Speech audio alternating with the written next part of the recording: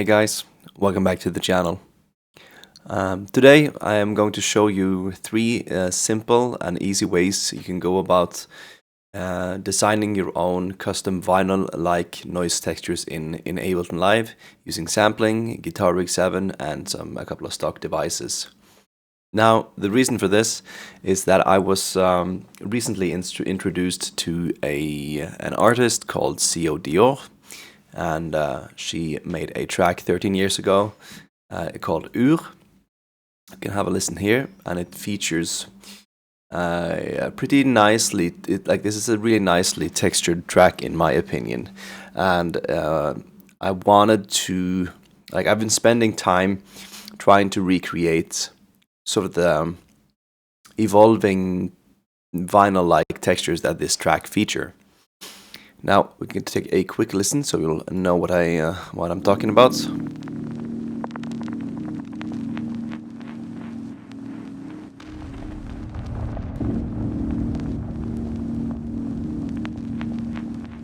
Right, we'll skip a bit.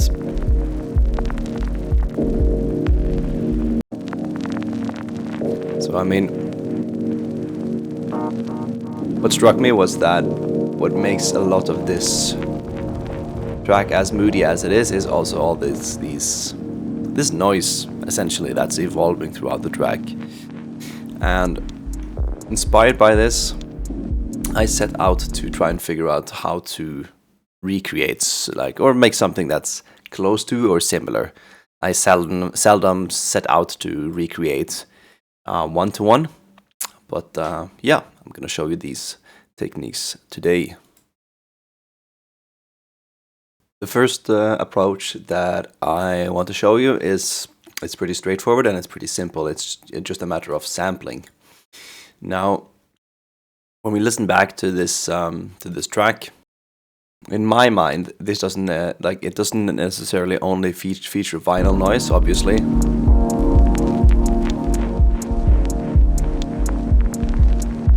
It reminded me of the sound of gravel. And I figured, okay, let's. What if we just try and make something with gravel noises, right? So what I did, I knew that BBC has a really good site for royalty-free audio samples. Many of them have been recorded probably to tape as well back in the day. This is a really big library where you can use a lot of their recordings for your own personal projects, as long as they're not commercial and you're not getting paid from them. So it's a great resource for more or less high quality samples at least. So I'm gonna put a link in the description and you can go and check it out.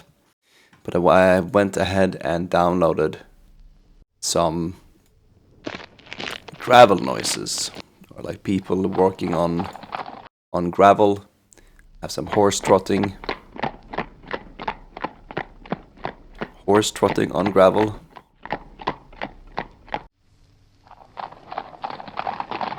Because in my eyes, my ears, more correctly speaking, we could just simply drag this into Ableton using our sampler. And then if you have a MIDI keyboard, just go an octave or two down from C3. This doesn't sound too good when we go way too low.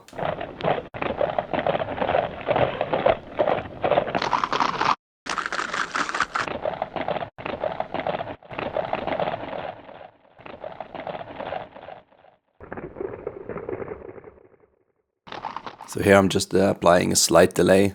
This is just the stock delay that comes with Ableton. I haven't really tweaked it at all. Yeah. Sounds a bit weird. Let's turn ping pong off.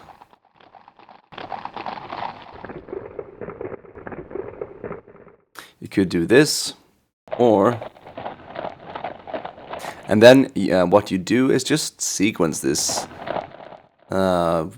together with your beat.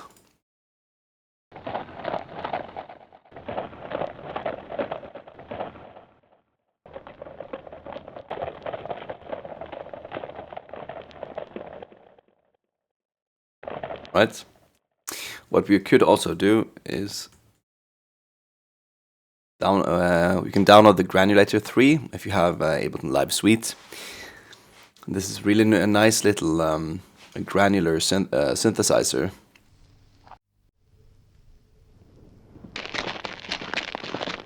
Okay, this is the sample of 3 guys walking on gravel. We can just drag that in here, and now it's just a matter of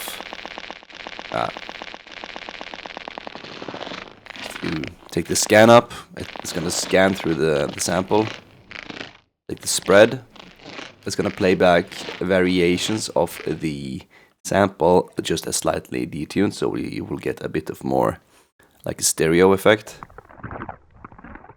Now this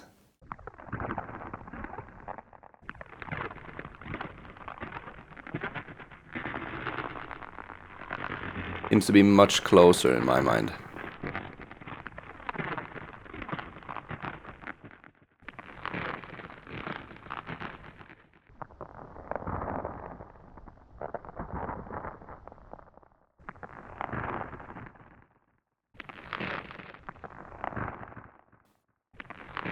So what I would normally do,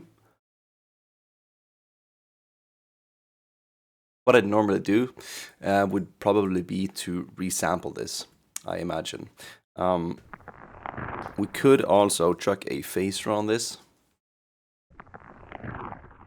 drag the amount down, increase the rate so it's a bit slow. Just play around with the amount of notches you want to use.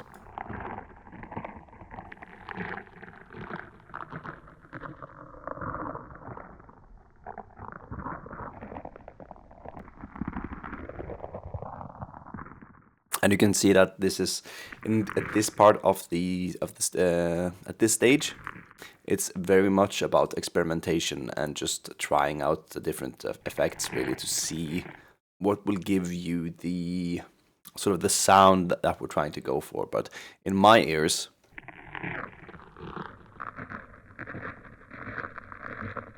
this kind of sound, and then now it's getting almost like a vowel-like quality.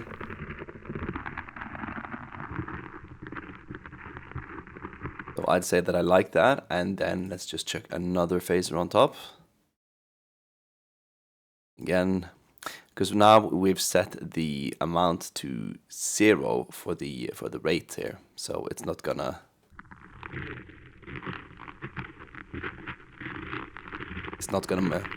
modulate. Like this rate now does nothing, because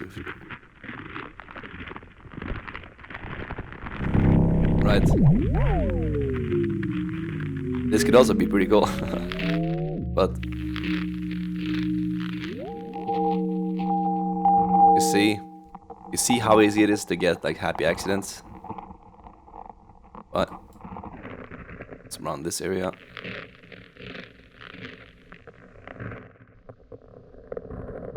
And now, even if we want to have some more variations in our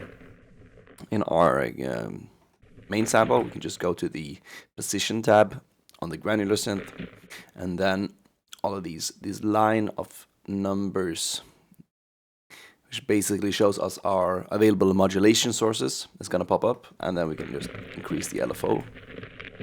And now if we tap the LFO here, you'll be able to see here are our LFO parameters. I just go with random, and then we have the LFO frequency right here. We decrease the amount just a bit, and then when we go back to position,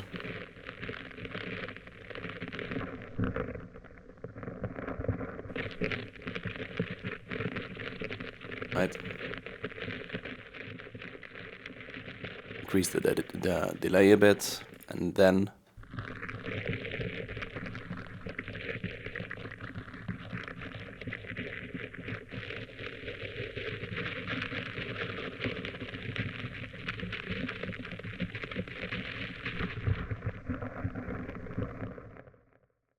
now what I would normally do is just resample this, to be honest, because bouncing to audio is a habit that's really just nice to have in my eyes. Now it's just a matter of recording.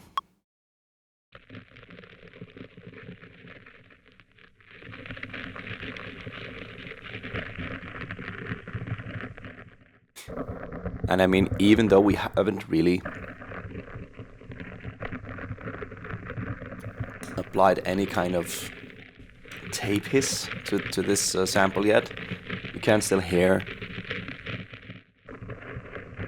You can hear a slight tape hiss in here because that's ingrained in the sample, which is also really nice, and it's going to give it a lot of character.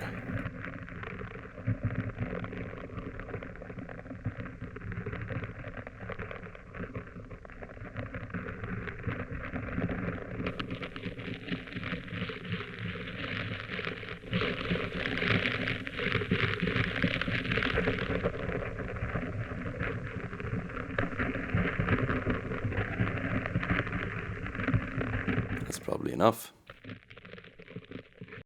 And now the reason for resampling is also that it just gives you more control afterwards to chuck this resample into another sampler, like a simpler, which is Ableton's default sampler.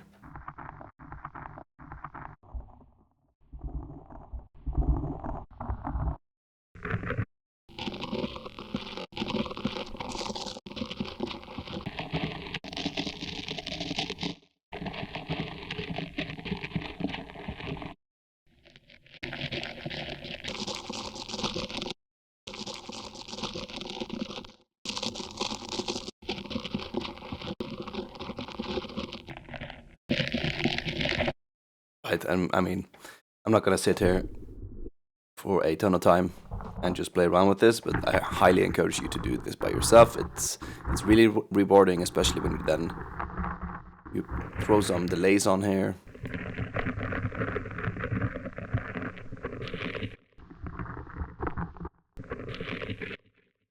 You know what? I'm thinking that this is gonna sound really good in context with a proper beat. So let me just go ahead and make that for you so we can get a realistic perspective of what we're actually working with here. Okay, I've made a little beat, just a super simple kick, bass, and a chord, and it sounds a little bit like this.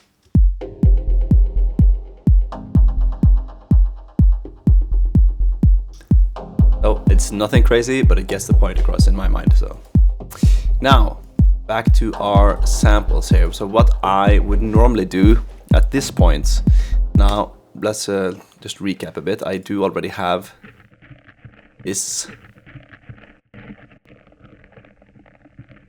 our granulated phased sample. So in a regular context, when I would record something like this, just rename it texture number 2, is I would select a new audio track and choose the input of texture number 2, and then it would need to be let's enable both of these so that we can actually record our output. Now I think I would normally also chuck on a delay of any kind, and obviously before recording I tend to want to audition the effects that I'm going for, but for this here we can just wing it. So then I just hit record like this. Now I would go back to my sample here, and then for each time I'm hitting a key and basically triggering this sample, I'm going to move the playhead.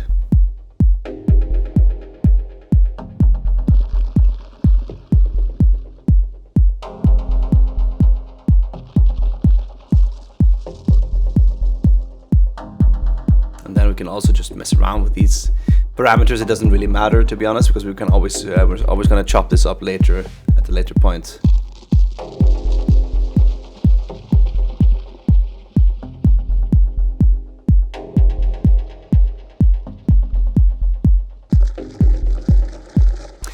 So I like those takes.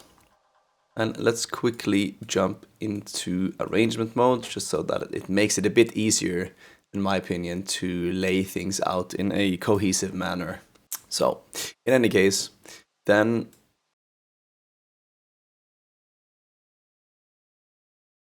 the second way I would go about creating a vinyl-like texture to play around with would be to use Guitar Rig 7 by Native Instruments. Now, the main reason for this is that Guitar Rig does come with a really nice little noise maker component, which in essence is a vinyl noise playback module, is what as far as I know. Now, this module won't create anything, any noise in and of itself, unless we feed something into it. So we're gonna do that simply by loading in an operator, drag the volume all the way down to minus 69 decibels, and let's just create a super short clip here. This stage doesn't really matter. The only thing we need to do is feed some sort of audio, no matter how low in volume that will be. You'll hear it in a second, because when I trigger this now, bang. Right, but we can't really hear this at all. Now, my preference for this is to maybe not use any of these hum sounds, to be honest, because I wanted the vinyl noises, and you can hear already that these are really just nice and dense, to be honest. And I mean, you could theoretically also just download some vinyl noise samples and chuck them into a sampler like this. There's nothing wrong with that. I just like the flexibility that you get within Guitar Rig while doing it this way. So for our first layer of noise, I would like to have that a bit lower, like darker, in essence, without too much of the higher frequencies. And then I'm gonna adjust that by adjusting the tilt EQ, which is gonna dampen the high frequencies and accentuate the lows, like this. And then we can add one more. Oh, turn this off. Let's drag the input a bit, and then just select vinyl 1.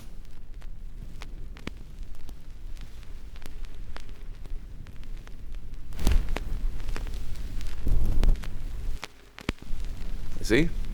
And you could theoretically just like keep on adding stuff like this, but what I wanted to do again, I've come to really enjoy chucking a phaser on top of this, the really low frequency for the modulation. Is this, take it in between even.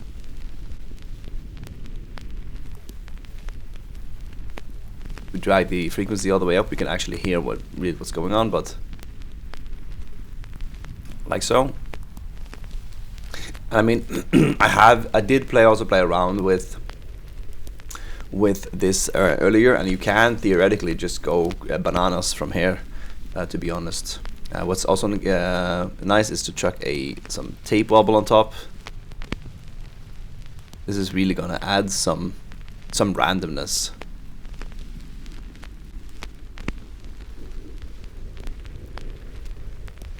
Oh, it sounds lovely. What's really nice about the phaser though is that it creates this really slow movement.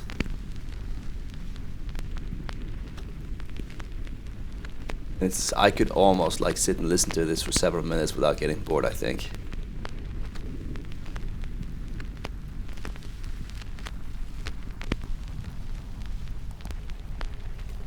Because now we have two different vinyl noise sources, one phaser and just some tape.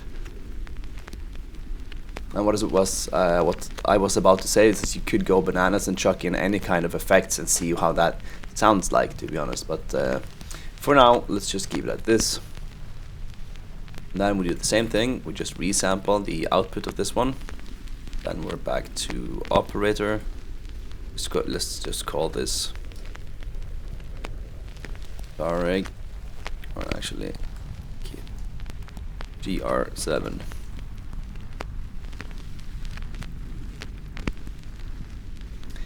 And then we simply just record the output of this for, yeah, something like a minute. All right. And then we can actually, like, if you want, you can always store this as a preset. But for my own sake, I do enjoy just creating it from scratch all over, because that means I'm not gonna necessarily replicate the exact steps that I do every time, and the result is gonna be slightly different every time. So we have our recording. You can actually drag this all the way over here, and then here we go, 32 bars of noisy goodness. Open up a new MIDI track. Increase the gain of our sample a bit. And now we simply do the same thing that we did earlier. And that is playing GR7 noise. Just using this sample, gonna warp to avoid the artifacts. Oh, here we are talking. This is exactly what I wanted.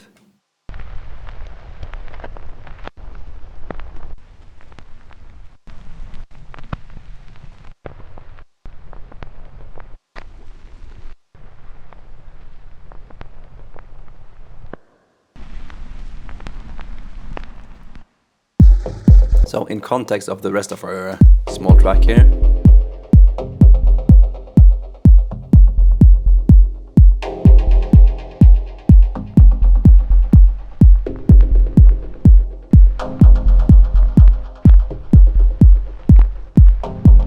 so you can do this actually any kind of way that you want. If you want to make something that's more of looping, then you can do that. Let's just go with, say, half a bar.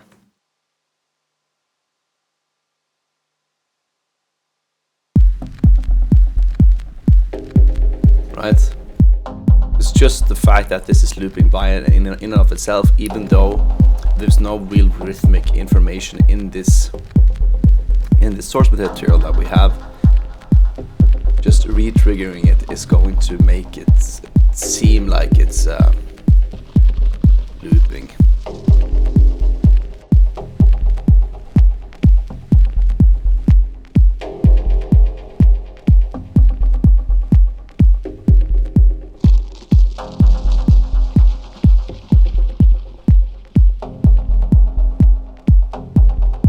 Let's just try and see what it sounds like if we add it in our...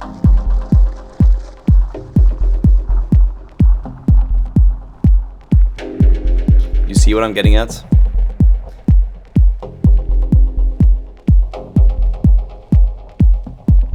Now,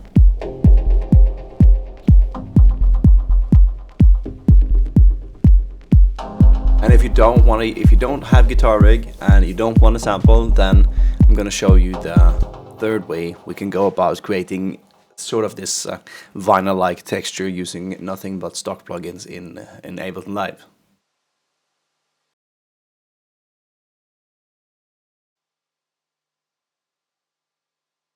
So the third and final way that I want to show you how to create these kind of textures today is simply by using Ableton's own vinyl distortion audio effect. Now the principle is more or less the same. This is mainly a sort of like, yes, a vinyl distortion unit, but it also has this crackle module. To my ears, this doesn't sound necessarily as nice as the one you find in Guitar Rig, but I honestly think this is genuinely random, which makes it a bit more interesting than just having some preset loops that we're gonna play around with. Right, so you just load this in, play around with the settings until you have something you like. And then what I did, for those of you that don't know, oh, let's not actually take the delay, but the echo module. Because this echo module does have a wobble and a noise generator as well. If you drag this all the way up, whoop, sounds like this.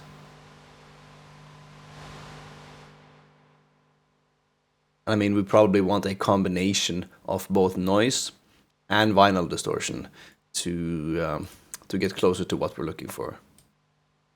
So what I have done earlier is just de-enabled sync and time, drag feedback all the way down, vibrate all the way up, because then you won't hear like this phasing kind of noise, unless that's something you want, obviously. But for this example, let's just go with like this.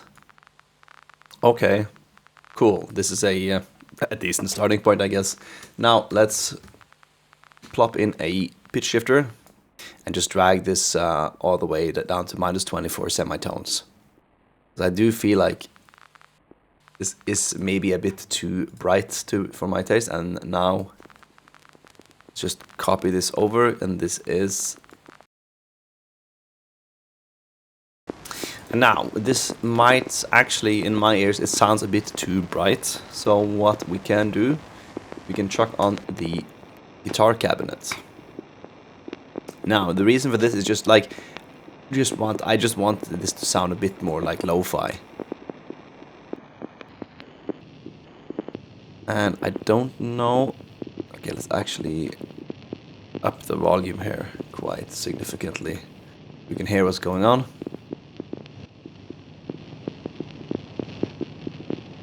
Now, and you'll notice that when you flip through these different speaker modules and this microphone placement, just how much this will affect the sound. Say I like this one. Now again, let's go with the phaser. Turn the amount all the way down.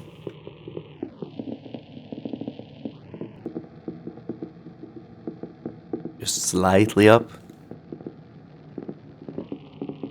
Yeah, I actually like this one more. So I think you get the point here at this point. The goal is not to create something that sounds exactly like the example that we heard, but something that gets you pretty close to it already. So again, I would just open a new audio track, resample, let's call this stock, and then I would just resample this solo, and then let's go here, hit record. Because the principle is basically the same. You want to take some sort of source material, either if it's a sample that sounds similar in the timbre, it has the same kind of timbre qualities that we're looking for to recreate, or you want to use some sort of effects to generate this kind of texture, essentially. And when you combine everything together, you might as well add in some tape noise, for instance, some field recordings of whatnot, or like some place these recordings in an actual sort of space. Then I think you'll get really close to sounding, yeah, like something that's inspired by either the track we listen to, or that has this textural nice quality that we set out to recreate in this tutorial. Boom. And let's just disable this.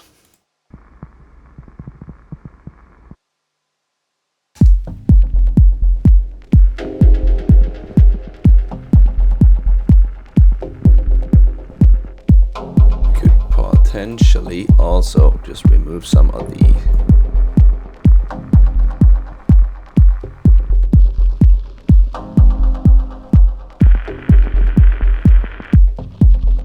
let's just add some reverb to see what that does. And also let's actually increase the attack.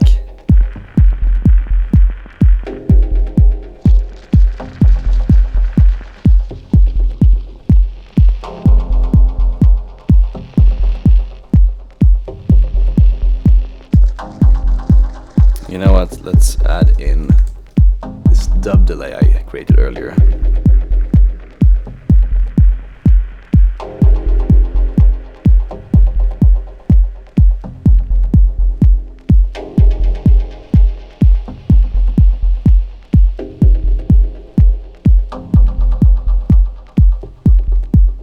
Alright, so hopefully you've learned something today, or you've been inspired to go out and experiment for yourself. If there's anything that's unclear to you at this point in time, don't hesitate to leave a comment. If you have any more further questions to this process, or if there's anything else you feel that I missed, then please don't hesitate to leave a comment, and I'll get back to you as soon as possible. So, hope you enjoyed. Thanks for watching, and I'll see you in the next video.